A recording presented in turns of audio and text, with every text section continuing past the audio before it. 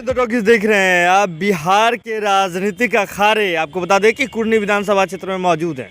कुर्नी विधानसभा में हमने देखा कि पिछले दिनों कैसे चुनाव प्रचार चल रहा था और चुनाव प्रचार करने के लिए कैसे बिहार के उप मुख्यमंत्री तेजस्वी यादव से लेकर के और बिहार के मुख्यमंत्री नीतीश कुमार जी भी उतरे हुए थे। और इसके बाद हमने यह भी देखा कि एनडीए की ओर से कैसे जो भोजपुरी के सिने स्टार हैं और सांसद हैं रवि किशन जी, उन्हें उतारा गया था मैदान में चुनाव प्रचार के लिए। चिराग पासवान जी को उतारा गया था।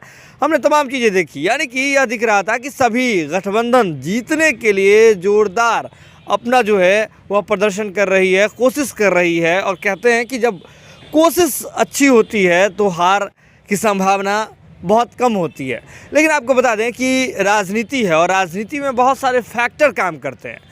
हमने बिहार में अभी हालिया दिनों में बहुत सारे उपचुनाव देखे हैं और जिसमें गोपालगंज और मोकामा का भी उपचुनाव हमने देखा है। और इसके बाद अब कुर्नी का है और कुर्नी में नाक का सवाल माना जा रहा है यह उपचुनाव। तो आज मतगणना जारी है और मतगणना केंद्र पर ही हम मौजूद हैं। लेकिन आपको बता दें कि बिहार में एक फैक्टर जिसकी सबसे अधिक चर्चा होने लगी है वह है ओवैसी फैक्टर। ओवैसी जी AIMMM पार्टी के प्रमुख हैं और ओवैसी जी 2020 के विधानसभा चुनाव में जिस प्रकार से बिहार में आए और बिहार में आकर के उन्होंने सीमांचल क्षेत्र में अपना प्रभाव जताया, जिसके बाद हमने यह भी देखा कि कैसे उनके पार्टी के विधायकों को आरजेडी अपने दल में मिला लेती है। यह तमाम चीज़ें हमने देखी, तमाम राजनीतिक घटनाक्रम को हमने देखा था।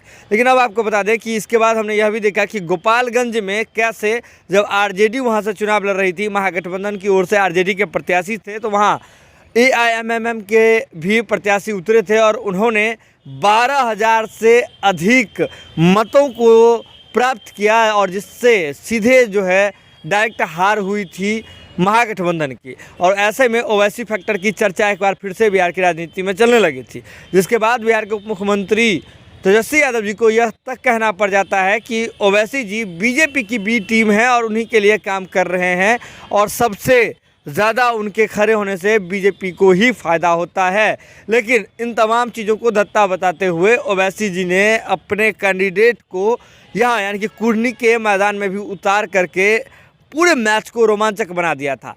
और लेकिन इसके बाद आपको बता दें कि महागठबंधन के कई ऐसे बड़े नेता थे जो दावा कर रहे थे कि यहाँ जो है कुर्नी में ओवैसी फैक्टर नहीं चलेगा और वे दावा कर रहे थे कि 1,000 से कम वोटों पर ओवैसी जी सिमट जाएंगे।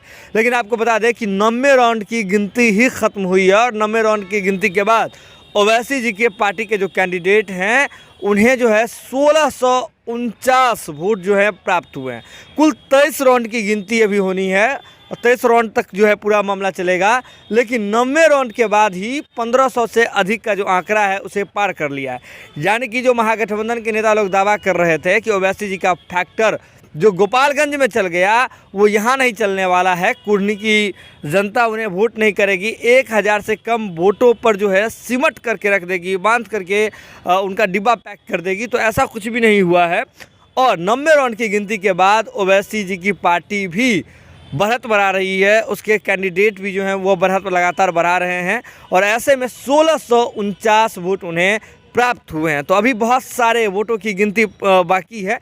और अगर देखिए तो मुख्य लीड में यहाँ बीजेपी और महागठबंधन में जदयू के प्रत्याशी मनोज कुशवाहा हैं। तो केदार गुप्ता और बीजेपी के माफ़ कीजिएगा, बीजेपी के जो प्रत्याशी हैं केदार गुप्ता जी और महागठबंधन की ओर से जदयू के प्रत्याशी हैं मनोज कुशवाहा जी, उनके बीच मतलब तू डाल तो मैं पात वाली स्थिति चल रही है। कोई किसी राउंड में आगे होता है तो कोई किसी राउंड में पीछे होता है। लेकिन एक बड़ा फैक्टर ओवैसी फैक्टर वह कुर्नी में दिख रहा है। जो रहिए आप जनता टॉकीज के साथ, जो भी अपडेट होगा हम आपसे शीघ्र ही साझा करेंगे। अगर आपने अभी तक हमारे चैनल को सब्सक्राइब नहीं किया तो इसे सब्सक्राइब कर लीजिए और शेयर करके हमारा मनोबल बढ़ाइए। बहुत बहुत धन्यवाद।